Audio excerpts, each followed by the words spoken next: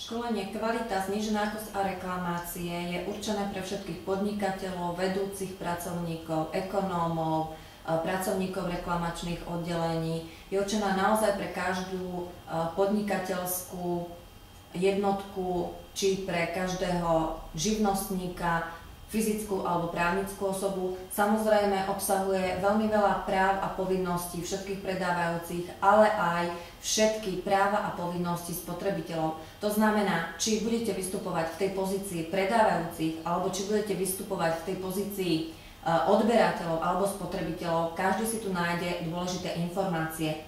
Toto školenie je v druhej prepracovanej verzii s tým, že obsahuje o mnoho viacej príkladov ako v prvej verzii, plus navyše samozrejme je vo forme DVD. Navyše v písomných materiáloch v zadných stranách teda nájdete už priamo vzor reklamačného poriadku, ďalej vzory reklamačných lístkov, reklamačný protokol a tlačivú evidenciu reklamácií. Prejdeme priamo k obsahu školenia. Obsahom školenia, ako som už povedala, sú práva a povinnosti. To znamená práva a povinnosti predávajúceho podľa občianskeho zákonníka, ďalej práva a povinnosti predávajúceho podľa obchodného zákonníka. Ďalej sa budeme venovať zákonu o ochrane spotrebiteľa číslo 250 z roku 2007 a číslo 397 z roku 2008, čo je teda najväčšia novela tohto zákona. Ďalej to bude zákon o ochrane spotrebiteľa pri podomovom predaji a zásielkovom predaji číslo 108 z roku 2000, následná novela číslo 118 z roku 2006.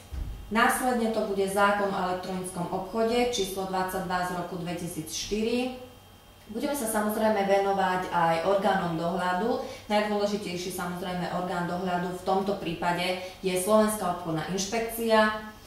Ďalej prejdeme časť skúšobne, znalecká činnosť a znalecké posudky. No a samozrejme počas školenia budú vysvetlené aj všetky dôležité pojmy, ktorými sú reklamácia, záručná doba, záručný list, reklamačný poriadok, určená osoba, odborné posúdenie, návod na používanie, spôsob vyvolenia reklamácie, reklamačná doba, odstránenie chyby. Samozrejme tých pojmov bude ešte o mnoho viac. K zákonom, ktoré som doteraz vymenovala, niektoré z tých zákonov samozrejme boli aj novelizované v roku 2008, v roku 2009. Toto sú také, ja by som povedala, nepodstatné, úplne drobné zmeny. Tie najzákladnejšie a najdôležitejšie samozrejme informácie budú poskytnuté v rámci celého tohoto školenia.